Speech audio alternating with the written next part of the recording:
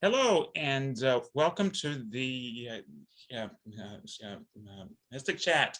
And we have a very, very, very special guest, Christopher Penczak. I can't believe it. I can't believe it. Seriously, I can't believe it. I'm so happy. I want to introduce myself. I am Chris Allen. I am a published author. I'm also a ordained priest with the Fellowship of the Phoenix. And then I would like to introduce my co-host, Aaron. Aaron, introduce yourself.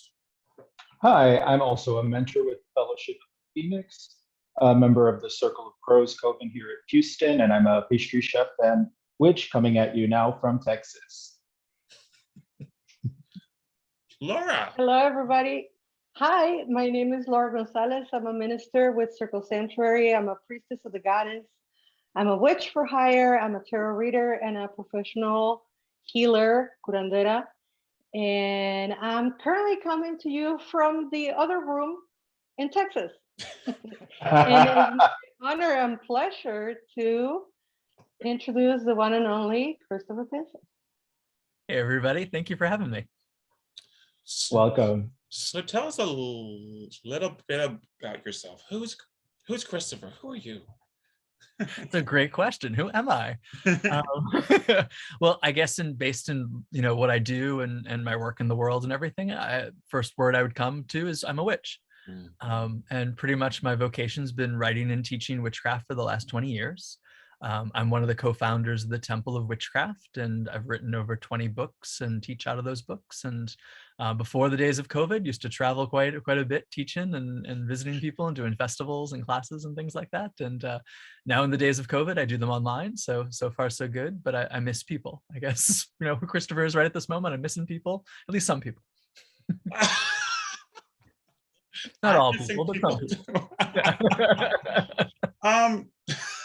I miss events. I don't miss the travel of them. Like if I could just teleport to the events and teleport back, that would be lovely. But I'm a little nervous about airports. Don't you have your broom? You can just. I wish it worked that way. Right. I want to talk about really quickly, or the whole time. I don't care. The witch's hut.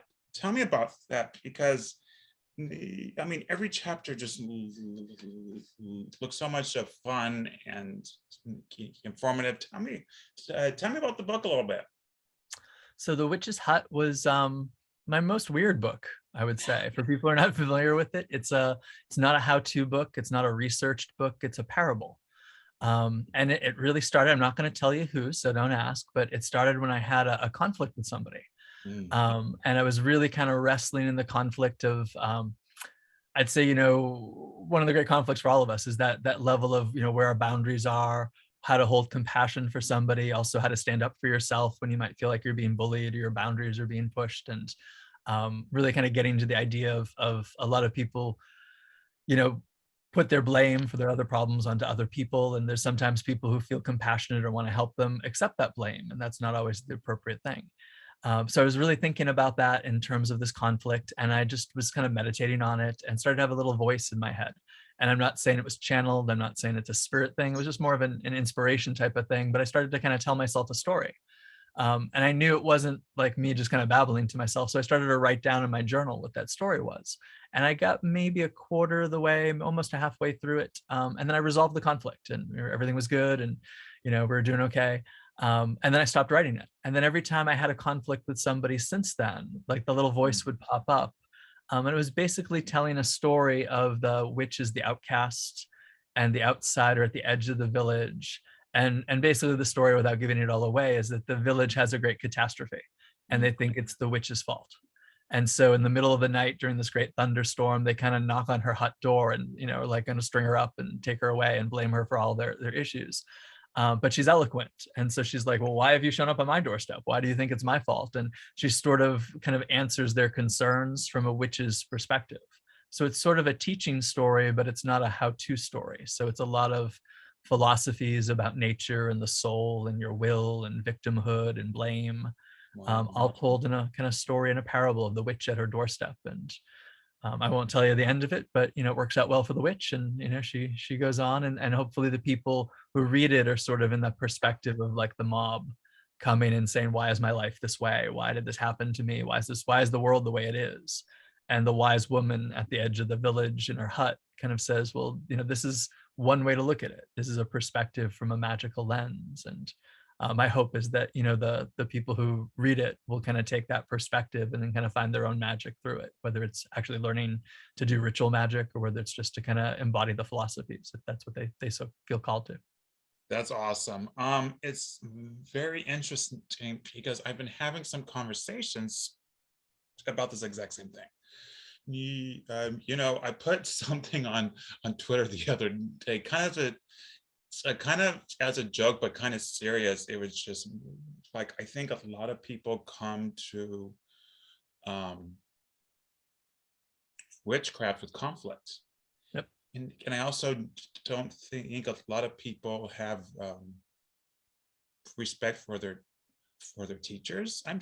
I also see that a lot of people don't take self-responsibility for their actions. And my joke was, if you don't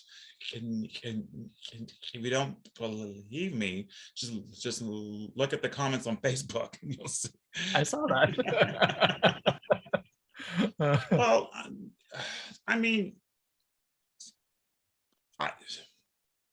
so in the fellowship a long time ago, we were talking at first a long time ago, we were talking about how we wanted to be a magical order, like the Golden Dawn.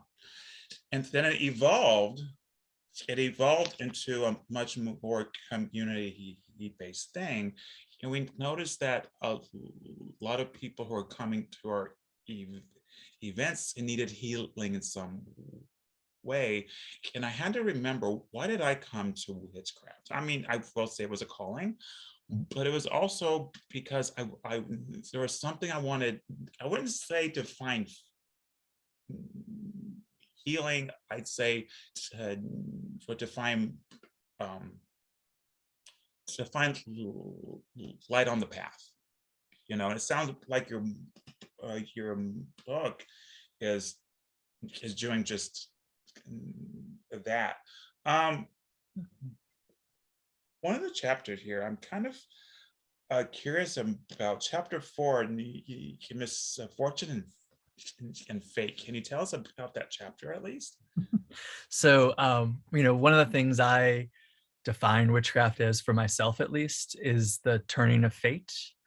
And the idea of magic and witches being able to kind of align with, if you think of it as the fates or the goddess of fate, but that idea of like, why does one thing happen and something else not happen? Or how do we use our magic and our will to kind of push towards something?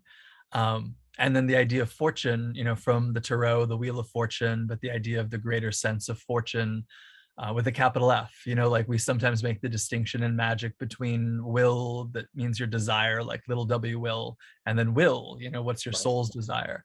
And I think people sometimes have this idea that things happen to them, and it's sort of that fatalistic fate of like, I couldn't control it. And there are forces that you can't control in the world, or that you're participating in, that you don't have agency over. But there's a sense of, what is my greater fortune? There's a sense of, what is the greater pattern that I'm participating in, and can I be more conscious of it? And I think a lot of magic is kind of transmuting whatever principle you're working with to that higher level. So it's desire to will, it's that fate to fortune, that sense of true purpose, or kind of living a life of meaning. So a lot of the book itself, but that chapter in particular, is about ways that we can kind of see the effects of things in our lives, and how we deal with things that seem to happen to us. There's certain things that we can't control, but we control how we respond to them. We control how we, react and how we respond, and whether we choose to expend energy on it or not. And that's as big of an act of magic as, lighting the candles and having the cauldron out, although I love that as well. I was gonna just make a joke. I'm glad you said that, because you know how you're talking about something and your voice in your head goes, stop talking now, and yet you still find yourself talking. It's like, Chris, shut the hell up. And you're like, oh my God, this is how I get myself in trouble. So I'm glad you're talking. I'm glad you were talking about because I need it. I mean, clearly, you know, um, Laura, I know one of your goddesses is for Fortuna. What do you think about that? I totally agree. And I think that the way that Mr. Penczak describes it here is exactly aligning with my belief system, you know, like the way I tell my apprentices is like sometimes the gods and the goddesses, sometimes that great divine that we call creator or whichever name that you use for it, they are also like a very responsible parent. And sometimes the answer is no. Mhm. And the answer is no because there is a greater good, the quintessential greater good that comes after. And sometimes the lesson is no, this is not for you because it's not the right time, it's not the right moment, and you can dance on your tippy toes for 3 days in a row and light a million candles, and the answer is still gonna be no. Which coincidentally is paraphrasing because I don't remember the whole quote from Carl Jung, but I think it's we are not what happened to us, but what we make with that experience, you know? And it's, yeah, I totally agree. You know, people sometimes think that fortune or the goddess Fortuna, more particularly, it's kind of like a ATM, you know, where you light a candle and then you use it for your benefit. And it's like, no, sometimes she's going to say no. And sometimes it's not in your best interest. And you just have to keep the faith. And quite literally, like he says, right? Faith to fortune, like just let in my case, I see it as the goddess Fortuna. Let Fortuna do her job, grab the oar and guide you to where you need to go. And that is the greatest faith demonstration, in my opinion. I think of all the spells that I've done that haven't worked, that I'm so thankful that they didn't work. Because like my life would be a mess if you gave me what I wanted at that moment, because it's not what I want now, you know. I wanted to be a rock star at one point, and I'm like, after seeing rock stars go around, I'm like, that's a sort of miserable existence. Yes, it's money, yes, it's fame and fortune, but I knew very few happy rock stars, you know. So I'm really thankful for the things that didn't work. You know, talking about the fates, you honor or do you work with the fates in your personal practice? I do. Ooh. So as a magical practitioner, some would consider me somewhat heretical, but I'm a witch, so you know, why not? I tend to look at things in the universe by function. So I tend to be very open to different cultural expressions of a function, and I'm very non-attached. Although I have very good relationships with particular deities who've been beloved to me and have shown up. In my mystery practices, I tend to look at things by function. So I think the fate is a function, but I think that function comes across as past, present, future, and you know, that kind of aspect of goddess. But even for what I look at as the mother of fate or the mother of necessity, Ananke, is the one that really comes to me the most. And I think a lot about the work of the witch, at least for me, is not doing what you want, but doing what's necessary. So That's a good sometimes one. fate shows up as the lady with the cosmic spindle, and sometimes fate shows up as the three sisters of the night. Sometimes fate shows up as their daughter Fortuna, is how I see that aspect of function. But I think it's all about kind of twisting and turning probability, you know, but sometimes you do it because it's what's cosmically necessary and not what you personally would have chosen. See, I'm sensing some tradcrafts in there somewhere. I was like, oh, that's a tradcraft tenant. Very good. I'm curious, when you say function, what's your thought process with that? Like how do you work through that? Sure. So you know, the root tradition I was trained in was the Cabot tradition, and that was very Celtic oriented, but a point in Laurie Cabot's work was also very Egyptian oriented. So we had this sort of Egyptian Celtic, you know, almost Victorian-esque kind of look at the gods, which worked for me because that's all I knew at that time. Yeah. But not being raised in any particular tradition. My ancestry is mixed. I live in a world that's very mixed in terms of culture and language and food and all that. And I never really gravitated to one tradition that was all Norse or was all Greek or was all Celtic. I experienced those things all in my practice. So me trying to kind of synthesize, well, what's my worldview that allows all those things to operate at once? And for me, it's looking at that function. So you can look at like the sun as a function, and then look at all the sun gods or sun deities, because they're sun goddesses as well. Or you can look at the moon as a function, and what are all the moon deities? And then you get into things that are more nebulous, like fate or like balance, and the concept of the Egyptian Ma'at, or, and what words do we put them? Some cultures emphasize certain things more than other cultures do. So if something shows up in your practice, then you start going down the rabbit hole of the research to say, well, what is that function? What is the mythology around that function? What's the deity around that function? Is there a way I can interface with that function through a God form that's comfortable to me? Or can I interface with that function through a God form that's uncomfortable for me? Because sometimes that's really valuable as well, At heart, I'm an occultist, and I'm really influenced by Hermetic Kabbalah and alchemy and all those kind of European traditions. So when I look at a function, on the tree of life, I'll think of, well, what are the traditional deities that are associated with that function? And a good book might list the Hindu, the Celtic, the Egyptian, the Norse, the Greek, Have that the book. Roman, all of that stuff, And so you start thinking about like, well, which one's coming to me? So like I'm doing a lot of, on the tree of life right now, I'm doing a lot of Hokmah work. So it's like the planet Neptune, but it's the god Tehuti, but it can also be Pan, and it can also be Shiva. And so what's coming to me, and I sort of look at all those myths and see what strikes a chord and use that as an entry point. But then later in my practice, maybe a different entry point will come up. So I'm going to take you back to your past here. There's a question in the audience. It says, in your work of ascension, magic, a lot of that work in relation of function play a part in your work with the twist of fates, and that's a question, I guess. Okay. Yeah, well, I think ascension magic is a really great way to kind of demonstrate the function, or what I'm talking about by function, because I'm really, like, on one level, I've got one foot deeply in like the occult, and I'm definitely a witch, I'm definitely an occultist, I'm definitely an alchemist. And then another hand and the other foot, I've got a world in holistic health. So I was deeply involved in Reiki, I was deeply involved in flower essences, that led me to crystals, and that sort of brought me into theosophy, although the people who were teaching me it didn't really call it theosophy, they called it ascension. And by looking at it as a function, I'm trying to figure out, like, I think there's things that are universal to the human experience spiritually. And I think different cultures look at them with different words and different views.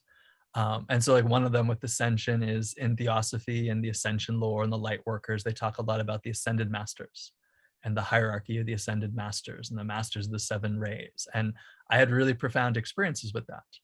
But when I was training, I was still coming from that witchcraft perspective, and those teachers didn't respect that. So they'd be doing a meditation and it'd be like all about, we're going to conjure Mother Mary and she's going to heal us, or we're going to talk about Kuan Yin, but definitely from a New Age perspective and not a Buddhist perspective. And when I do the meditations, I'd be like, oh, I got this little old lady who's dead, but she's from Cornwall, or I got this little lady who's from, a village in Greece, or I got a priestess of Isis from Egypt. And like, oh, that you got it wrong. Like, I'm like, no, they did the same thing. It just, your overlay was Mother Mary and my overlay was a priestess of Isis. So I started thinking, at that time, I was really thinking, this is probably early 2000s, late 90s, early 2000s. I really started thinking about what are the functions, so in witchcraft, we often talk about the mighty ones or the mighty dead, or those kind of elevated or justified ancestors. And by function, that's pretty much what the ascended masters are. It's just different terminology, different theology. But by function, they're sort of doing the same thing because they're all the justified dead. They're not just the regular dead, but they're like the enlightened dead, So I'm kind of fascinated with this part of the conversation, only because, I'm interested in the old, I shouldn't say old, the older generation, generation of witches and the younger generation, and what's happening, what used to happen. And like I'm noticing, because I'm eclectic too, I'm hearing you say all this. I was like, yeah, gotta do that, yeah. We're also closer to the same age as well. So I'm wondering, because like for that example, someone pointed out as a compliment to, I think it was, I don't know, other world, and they're like, it's a little new agey, but it's a great, they said, but it's a great book. And I thought, what's wrong with that? And it seems to be like, I get the whole appropriation thing with New Age philosophy. I understand that sometimes certain traditions kind of drown out the tradition. I get it. But there's also this like against anything about, oh, healing magic, crystals, blah, blah, blah. It's almost like, I feel like we have to choose. It's either dark and scary skull, which I love that, or you're a flower power hippie, whatever. And I'm that too. It's like, I can't be both. So what's your thoughts on that? I'm curious. Well, I think the essence of the witch is the mystery of paradox. You don't have to choose. You don't have to be either or. I think the mystery is found in the between and the both and the neither. So I would highly recommend people not, if that's what's in your soul, not to choose, because I think you can embody more than one thing as a witch. I found I had it on both sides, and like we are of similar generation. And so it's interesting, when I got involved in the ascension magic stuff, all my occultist friends are like, oh, you're becoming fluffy bunny. But all my new age friends were like, oh, you're dark and scary, like you're, but they couldn't say you're evil. So I had one teacher who was like, you're not of the light. I'm afraid you're not of the light. And I'm like, I'm all about the light. Like I'm a light bearer, you know? She's like, oh no, this is not of the light. But like, that's the only way she could process what she didn't understand. It was either what she understood was the light, and everything else that was not of the light. So it was interesting to see the same prejudice on both sides. You know, it was the same thing, you know, but I think the mystery of it, and when you get into the history of it, like go back to late 1800s, early 1900s, all the ceremonial magicians, all the Rosicrucians were also theosophists. You know, a lot of them attended spiritualism. So like all of that was entwined. You know, I remember taking a workshop with Janet Farrar and Gavin Bone. Wow. And they talked about how there's this whole thing about, you know, if you were anything occult in the, you know, early 1900s in England, you were a witch to outside people. So if you're a spiritualist, you could have been a Christian in your mind, but you were a witch. If you were a Rosicrucian, you were a witch. If you were a witch, you were a witch. You know, it was all kind of lumped together, you know, and I embrace that. You know, I think if there's wisdom or there's knowledge to learn, I will embrace, you know, I will not turn away something that could be helpful. It might always be for me, or I might not always get it, but if someone's willing to share something, I'm not going to turn it away. And when we look at the history, there's so much sharing that I think the current generation, and this is no disrespect to anybody, but it's just, there's a lot of things that are not written down on the internet. So there's things that are in living memory that haven't had academic text yet, like the intersection of some indigenous traditions with neo-paganism and new age stuff that happened in the 80s. You know, it's very hard for me to hear somebody say, oh, you can't do that, when I've had an indigenous teacher say, oh, you can do that. You know, but it was of a different generation, different time. So, you know, there's things that have a history that sometimes people make the assumptions without knowing a history. So I think it's always good before you make an assumption or judgment to ask, well, why do you do that? Or where did that come from? Or can you tell me about the history of that? And I totally get it's not for everybody. And I totally get that things will change generationally. But there's a history going back. The New Age started in the 1800s. It didn't start in the 1980s, you know? And so I think understanding there's a complex theology, and a lot of New Age practitioners don't know it. So part of why I wrote Ascension Magic was to kind of teach those roots and to kind of point, because it's all the questions I was asking that nobody could answer at the time for me in those classes. They would just be like, oh, just channel it. And I'm like, no, that's not good enough for me. Like, I need to know where the history is. And, you know, this is kind of my research on it. But yeah, I think I think they're all kind of intertwined and interconnected. But I think we have to be willing to embrace wisdom wherever we find it. Like one of the things that really struck me in a recent conversation, I have an article that's coming out about it pretty soon. But we often kind of self-identify with a particular type of witchcraft today and think we can only be that. Right. And you see it in a lot of like the tests online of like, I'm a crystal witch, I'm a fairy witch, I'm a lightning witch, I'm, you know, all of that. And I get it. you know, and I think it could be really great to find an identity to say, yeah, that's me. I resonate with crystals. I'm a green witch. I resonate with herbs. I like all of those things. But somebody messaged me for advice, and it was a simple kind of thing. And I said, well, if I were you, this is how I would do the spell to solve your problem. And it was just a simple candle spell, you know, nothing too complex. Yeah. And the response I got was, oh, I can't do that. And I was like, oh, it's really not that hard. You can do it. Like, what questions you have, I'll walk you through it, thinking it was a technical problem. Yeah. And she goes, no, I'm a crystal witch. I can't do a candle spell. Oh God, that hurts me. And I was just like, you try it. Just try it. Like, it's not about, like, no one's gonna drum me out of being a all the crystal cool witch. kids are doing it. Just try the candle, you know. And you're just like, oh no, I can't. I really have to do it. You know, can you recommend a crystal? So I did recommend a crystal, but it was just a little mind blow of oh, I would not turn down something or try something, you know, that someone was offering me. So my teachers, especially my old school witchcraft teachers way back in the day,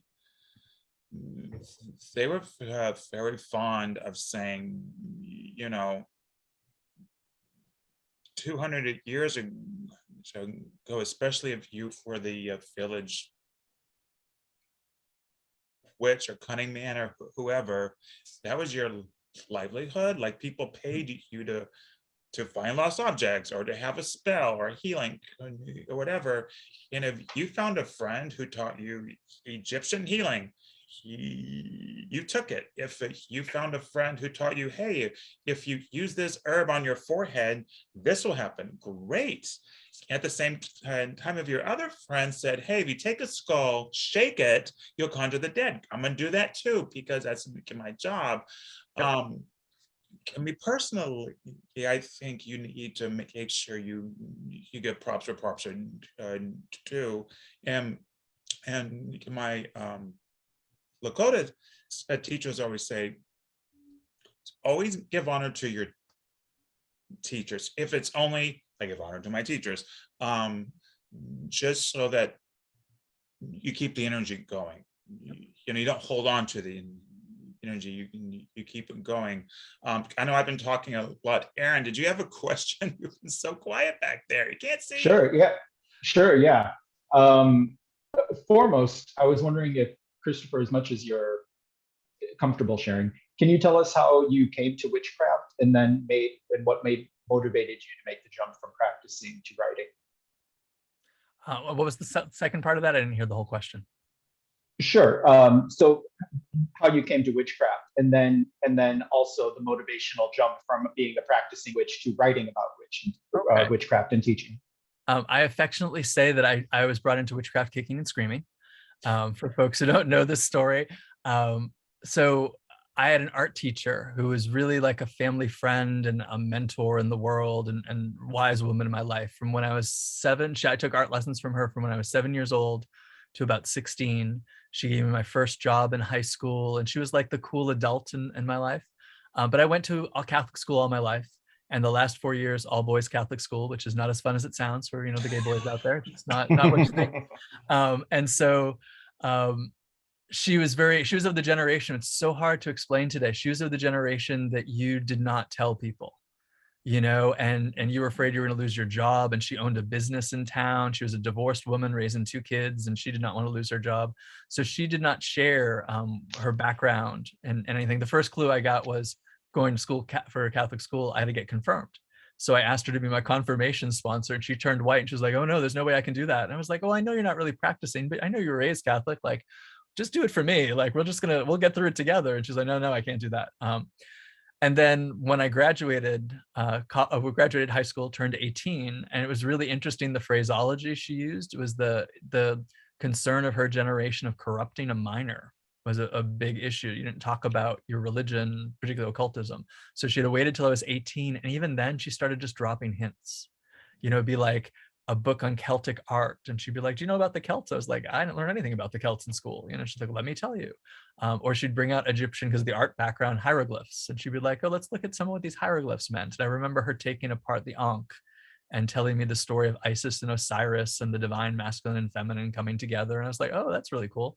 And then maybe 6 months into these little vignettes she dropped to me, she'd just be like, you figured it out, right? And I was like, yeah, I have no idea what you're talking about. She's like, you figured out like what I am, right? I was like, what are you? And she's like, I'm a witch. And I thought it was hilarious because like nobody called themselves a witch at that time.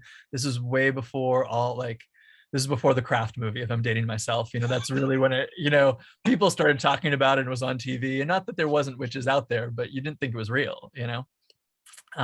So I at first thought she was crazy. And even though I knew her all my life, I was like, that's ridiculous. Then I was like, oh, she's joined a cult. And so 18-year-old little old me who thought he was wiser than my mentor, stupid kid that I am, said, you know, I'm going to rescue you from this cult. So tell me what's going on. And like, you know, like we got to get you out of this cult. And she's like, I'm not in a cult. And she wisely said, here's a book. And she's like, before we talk about this, I need you to read up on it so we have language. And the first book she gave me was Stalking the Wild Pendulum, which is a book on quantum physics. And I was like, this is great. What does it have to do with what you're doing? She's like, read this other book. And the second book she gave me was The Kabbalion. And I was like, this is interesting. It's sort of saying the same thing, but it's really old and kind of hard to read. And she's like, okay, now you're ready for the other book. And then she gave me Laurie Cabot's Power of the Witch, which refers to both those books. And then she's like, now we can have should you read it? Yep. She's like, now we can have a conversation. And once I got it from that perspective, she started teaching me meditation and she taught me how to read tarot cards and she started inviting me to her coven. And my first coven experiences were with her coven and had some really profound experiences. And I started asking a lot of questions and she's like, you know, I'm not teaching people. She's like, I'm mentoring you and I'm happy to do that, but this is not a training coven. We're not taking new students. It wasn't a British traditional coven. It was more of an eclectic coven of practitioners that were equals. And she's like, I'm going to take you to my teacher. And she introduced me to Laurie Cabot, who was her teacher. And I started taking classes down in Salem and I started kind of connecting to the Salem community. And she brought me to a lot of things to introduce me to people. And that's how I got into witchcraft. But even with Laurie Cabot, I was still skeptical. So I believed it wasn't a cult. I believed it was helpful and healing, but I still wasn't, I was enough of an agnostic at that point after 12 years of Catholic school to go, you know, okay, this might be feel good. Is this real? Like, is this just pop psych? You know, what's going on here? And Laurie Cabot demonstrated how to do something deeply psychic. And she said, by the end of this training, you'll be able to do this too. And at first I was like, okay, this is not real. And then I said, all right, you can do this, but I'm not going to be able to do this. And then by the end of the training, I did it and fell out of my chair almost because I couldn't believe I did it. And that I credit with my true initiation. I've been through other initiation rituals and consecrations and all sorts of things. But like the moment that altered my worldview forever was that moment, because I couldn't not think everything was not interconnected and not all aligned and interwoven, and everything I thought affected everything else and everything else affected me on a magical level. It was just like my mind was blown. So that is how I got into the craft. And that's when I decided I wanted to be a witch. Up to that point, I was just sort of exploring, but that's when I identified with the witch. That's when I really dedicated myself and saw myself spiritually and religiously as a witch. And then to get into the writing part of it. So I did that, went all through college, had a little kind of side coven that was kind of informal. And then I got a job in Boston area in a music company, a publishing company, Fort Apache Records. And so it was a lot of late nights. It was a lot of not being back in New Hampshire with my coven. It was missing a lot of coven meetings at that time, and trying to figure out how to do magic. And so I was doing magic on my lunch break. I was doing magic like in the hours between knocking off of work and then meeting people up at the club to check out a band to record. And so I had to adapt a lot of things. And the notes from that became my book, City Magic. And I was writing some other stuff and things that I was interested in at that time. And that job lasted about 3 years. And I got laid off from it because publishing and music changed at that time. I trained to be a DJ for a while. And I got through all the training of it. And the day that I was finished and they're ready to put me on the schedule, I was just like, I don't want to do this. Why am I doing this? I need to be writing. And I just walked up and left, which I've never done to a job before. I'm kind of shocked everybody there. And I just kept on writing. And I actually had a more serious book I sent to Wiser before City Magic came out, and they rejected it. But they rejected it with such a loving rejection note. It kept me encouraged. And so I sent them the next book, and they were interested in City Magic. And there was some weird publishing at the beginning of my career, but it all kind of worked out. And I started out with Wiser and then ended up moving to Llewellyn. And at that time I was teaching. So a lot of the books came out of classes that I was teaching. So it was really kind of putting things into practice and then trying to share it, because my students were like, you know, we need more detail, or there's only so much we can do in a 5-week class. Like, you really should do a book about this. So I started to do that. That You is brought up So I the have a- Kabbalion. Go ahead, Laura. Sorry, I'm going to derail the interview here. Because something that you don't know, Christopher, is that I was part of a study group many years ago, about 12 years ago. And the first book that we used as a course, learning book is The Inner Temple. Oh, cool. And hearing your story right now about how you got started, I have to ask, when did the Inner Temple came? And you're also celebrating with a new edition. So can you tell us a little bit about it? Sure. So the classes that became the Inner Temple book started in 1997. The book was probably written around 2000, 2001, and I think it came out 2002. So we're just around the 20-year anniversary edition. And pretty much those classes started, there was a little core group of kind of prototype students. And Lori Cabot wasn't teaching at that time. So I started to put together what I learned with my own spin on it. And that became the Inner Temple. And then they were like, well, let's do more. And then that became the Outer Temple. And they're like, what else are you working on? And that became the rest of the series. And then, the book did well enough. And my vision was to do all those courses as a book. And Llewellyn was very supportive with that. I'm very thankful at those days. Llewellyn was very encouraging with the CD companions and putting out the books, and the books kept on getting larger and more complex. And they're like, yeah, we love it. So that was great. So that's how that started. But 1997 was the first class. And it's so weird because like the classes, which really were just intended to be, a course of study, ended up becoming somewhat of a system. The system sort of became a tradition, then the tradition became a nonprofit, and then now we're having the 20-year anniversary edition and all these things that have kind of grown up around it. But that was not even in my head at that time. It was just sharing what I knew if people wanted to hear it. And I just saw somebody ask on the chat if any of those books are going to be, what's the word they use, modified or updated? Updated. So the new Inner Temple 20-year anniversary edition has about 20,000 words of new material, has a new foreword by me, has a new introduction by me, has a new foreword by Lori Cabot. And I've been teaching classes on it for, I would say since 1997, but we've had an online school probably since about 2005. Between 2002 and 2010 or so, I was traveling the country doing weekend intensives and week-long events and things like that on those classes. And so a lot of additional material that's sort of built up for it. So a lot of things have been added, some things have been changed from my perspective. I tried not to touch too much of the core text, but give additional notes, like this is how things have changed. But I really didn't want to do it as footnotes or that type of stuff because it's confusing. So we really tried to kind of integrate as much of it as we could into the text so it flows. So if you've never read the book before, you wouldn't realize, how much has changed. It would just kind of flow together. And we're doing that for all 6 of those books. And I told Llewellyn, if everything goes really well, then there was the 7th book that never came out, which was sort of a sampler of our Book of Shadows from our community, like a grimoire of the Temple tradition. Wow, that's So, exciting. That is where we think we're going with it. But so Ooh. we're doing the line edits for Outer Temple now. I just sent in the new text for Temple of Shamanic Witchcraft. So for the first 3, they're between 20 and 25,000 additional words for each book. So Christopher, I have a question I'd love to get your opinion on, but before we do that, there are a bunch of comments in the chat that I should get to you.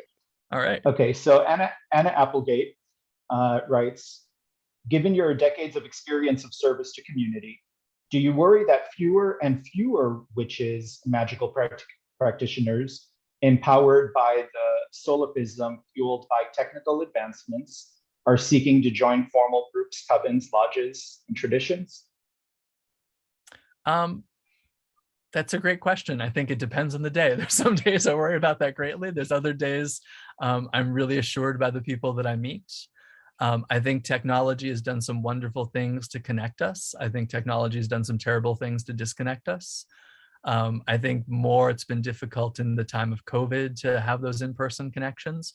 But I will say, despite teaching online, which was a struggle for me, I wasn't really in favor of teaching online, but I had so many requests about it even before COVID. I've been doing an online mystery school since 2007, I think, just because there's so much to teach and I couldn't travel that often to do these weekend workshops. I've seen community build in the places where I've taught. I've visited other communities that have been amazing, that put on amazing festivals and groups and Sabbats. And I still think that there's a genuine current of students, of seekers who want to join authentic magical traditions. And I think that will always be a part of our life. So I'm not that worried about it. I think right now we're in a wonderfully weird state that we're in a witchcraft boom. And I think the last witchcraft boom we've had was like the early 90s when I was getting into this. And you're going to see the tide rise and you're going to see it recede, and some will stay and some will go, and that's life. So I think right now we see a whole bunch of interest and a whole bunch of chaos. I remember talking to some of my teachers at that time, and they were sort of aghast at what was going on in the 90s. And I thought, oh, this is great. Like, this is how I started and everything's wonderful. And now that I'm at the age that I'm at, I'm sort of understand why they were aghast, but I think it all worked out, for the most part. I think these tides shift and change, and the seekers will find it, and the people who embody it and want to serve will serve. And I think sometimes communities will get large and sometimes communities will get small, and that doesn't mean that they're good or bad communities. I think that's just the tide of where we're at. Fletcher asked if you could repeat the name of the 3 books that your mentor started you off on. Oh, sure. It was Stalking the Wild Pendulum was the first one. I can't remember the author off the top of my head. Something like Ishtak Bentov or something like that. I don't quite have it right, but Stalking the Wild Pendulum. Although it's a harder book to get, and the book I recommend to my students these days is The Holographic Universe by Michael Talbot, because it has a lot of the same ideas and it's a little bit more updated. The other book was The Kabbalion, that little classic blue book by 3 anonymous initiates. That's very, early turn of the century, early 1800s into 1900s, dated language, but really interesting stuff to it. And then the last one was Power of the Witch by Laurie Cabot. And Wesley wants to know if you have any advice for new authors. Have any advice for mothers? New authors. Oh, new authors. Oh, that's something much more up my alley. I was going to be, I have no advice for mothers. Not my area of expertise, but I'd say the biggest thing I've found in talking to my new author friends, which is going to go against what they all are doing right now, so take it with a grain of salt, is my best advice I would have for you is write the book first. A lot of authors right now, because people are desperate for witchcraft books, it's the hot thing right now, people will take contracts and not have their book done, and then sometimes you get a publisher who has a stronger vision than the author has. And I think that personally for me is a problem. So I've had all of my books done still to this day, done before I contract them. So if they do not seem enthused by the book, I take it someplace else or I take it back. And my biggest question is every time, is there something here you want to change? Tell me now before I sign the contract.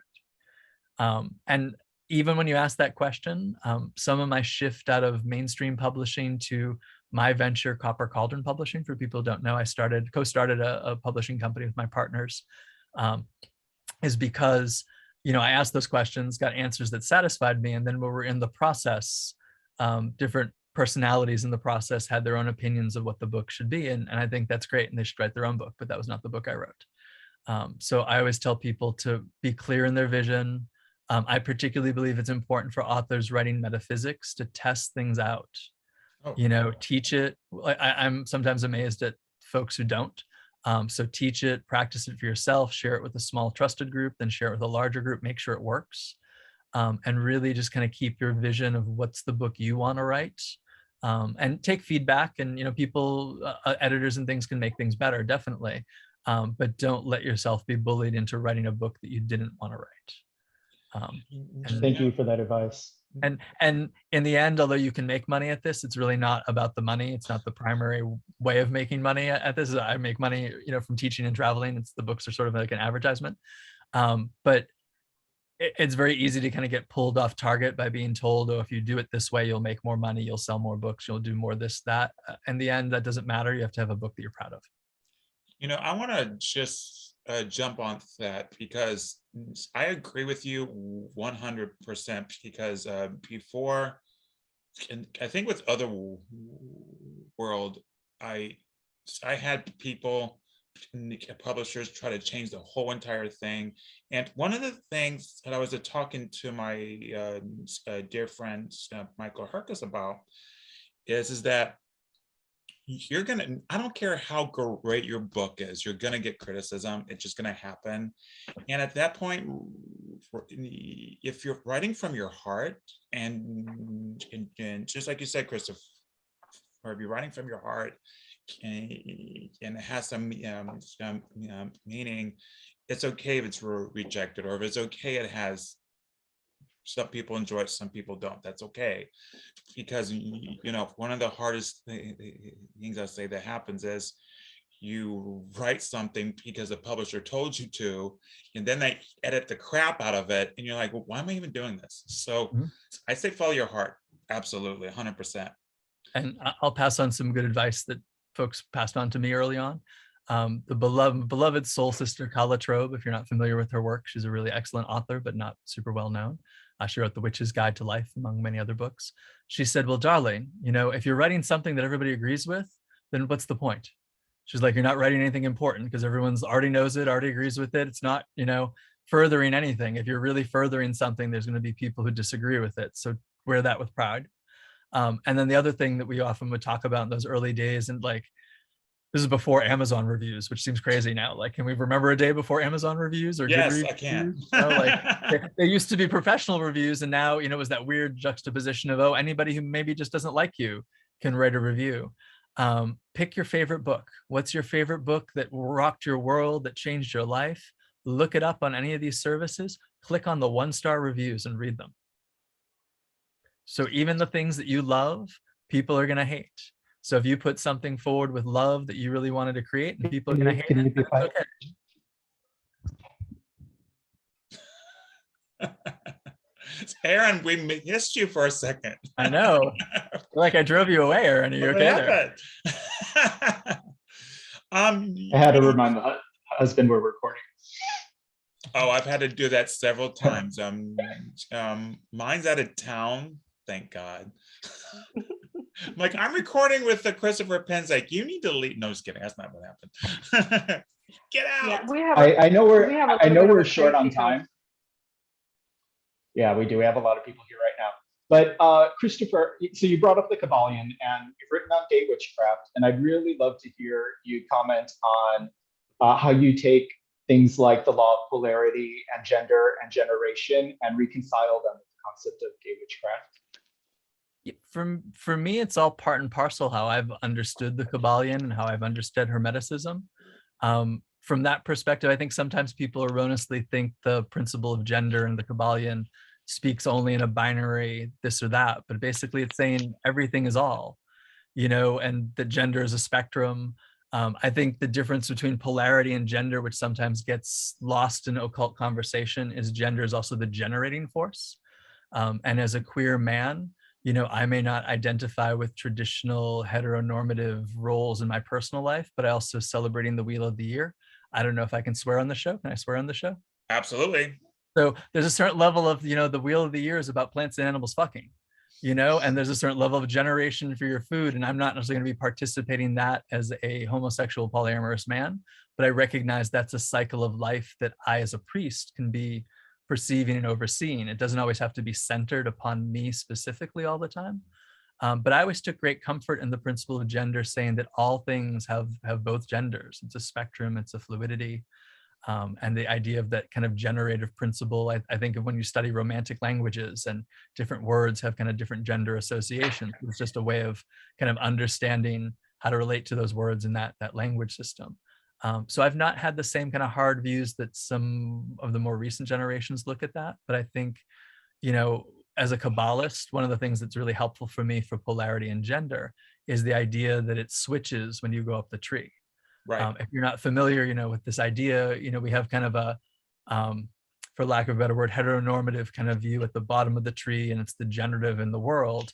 And then when you get kind of into what they call the astral triangle and above, it flips. So what's considered to be feminine and negative becomes actually projective, and what's considered to be masculine and positive tends to be receptive. And that's why in some witchcraft and Wicca traditions, is the priestess holding the cup, which most people assume should be, or is the priestess holding the blade or the wand, which is signifying this mystery? And Kabbalistic traditions, Hermetic traditions, you can see what level they're operating on by who's having what role, and that's not necessarily how I practice. I just think it's an interesting thing to look at in terms of how things switch and flip and currents move around. And as a magician, I've got to embody the whole tree, so I don't feel like, kind of going back to Chris's take on, do I have to choose being dark with the skulls, or do I have to choose being the flower child that wants to love and heal everybody? The mysteries and the paradox. And for me, the Kabbalion really kind of opened up the idea of embracing the paradox, embracing all those 7 principles. I'm above and below, I am male and female, I am left and right, I am positive and negative, I'm light and dark, I am vibrating, I am consequence, I'm all those things, I'm rhythm. All of those things exist in me. So it was a very liberating thing. I understand some people don't feel that way, but I think you really got to reflect on some of those ideas. Very well said. I'm over here like, I'm all captivated going, yeah, tell me more. We only have 2 minutes, but still keep talking, keep talking. So, Christopher, do you have any closing words or wisdoms or promos? Promote yourself, please. Promote myself. I'm so bad at that usually. So my newest book was The Witch's Hut, which came out last year. And right around the same time, I put out a book on candle magic called The Lighting of Candles, trying to do a practical class. I always love the mysticism and the art, but it's good to have practical magic. So I started that series with a book called The Casting of Spells, which was about writing petition spells and getting really clear in your intent, and magical inks and scripts and all that good stuff. Then The Lighting of Candles is the second book. And if all goes well, maybe next year we'll have a book on potions. So that is my hope. I want to actually do a more detailed class on potions to test everything out before I write it, because not that I've not been doing potions for 20 years, but just to kind of test out some of the new material. Yeah, so those are the newest books that are out. I would say that, my work on Copper Cauldron is a well-kept secret because I'm a bad promoter. So go check out Copper Cauldron online, on Amazon, on my website and everything. But I'd say probably my favorite book that I've done in recent years is The Mighty Dead. So if you're not familiar with that, to kind of check that out. And then for closing remarks of just, if I can leave you with any thoughts to think about, I always like to tell my students that we start by learning the magic. And I think it's good to educate yourself and understand what you're doing. And then you start to embody them, you start to do the magic, practice the magic, actually do the rituals. Because just because you read the book doesn't mean you're a magician. We got to kind of break that armchair view of magic. But then there's a point where you become the magic, and you really embody it in every moment and every second of what you're doing. You start mediating these forces. You realize that your whole life is a ritual. So really just start thinking about your practice in terms of learning, doing, and being. And I think you'll be pretty good. It's so funny because I know you on a personal level. I chat for the many years. I text with you, and I'm hearing you say this. I was like, I've been doing this for what, 30 years this year. I'm like, I want to take some classes with Christopher Penczak because he just so amazing, and it's amazing. I'm just like, oh, he's so deep and good, and I love it. It's like you sing to my heart. Like whenever you just speak about anything, you sing to my heart. I'm like, oh, big heart. So I want to say, I know I'm strange. Thank you so much for being on this show. Oh my God. Thank you for having me. It's been fun. Laura, did you have any closing? Anything? Are you on mute again? Hold on, I have to unmute her. This girl, oh my God. Okay, so while we're waiting, oh, here she is. Okay, Laura. There I am. My apologies. I have to say it's been a pleasure to get to know you better, Christopher Penczak. And I'm really, really, really glad that I'm here listening to you and sharing this knowledge with you. You're amazing. And thank you to everybody for listening. And my apologies because I'm on 3 hours of sleep. But thank you all for watching and for being here. And you are loved. Thank you. Aaron, last words. Sure. Everyone in the comments is thanking you profusely and saying how enlightening this has been. So I just want to forward that on to you. Thank you, everybody. It's been a wonderful night and great chatting with you and sharing stuff. And hopefully I'll see you somewhere else too. So thank you, everybody, for coming. Absolutely. All right. So I want to say thank you to our audience. Thank you so much. And if you enjoyed the Mystic Chat, come to my channel, Chris Allen's, ALLAU And I always have to spell it out because people will never find me. And check us out. We have tons and tons and tons of authors and videos on our channels. So, and now we get to add Christopher Penczak. Oh my God, I feel like a soul collector. Like I'm just collecting these authors and putting them on my page. Come. Big Pokemon. Thank you so much, and I appreciate all of you.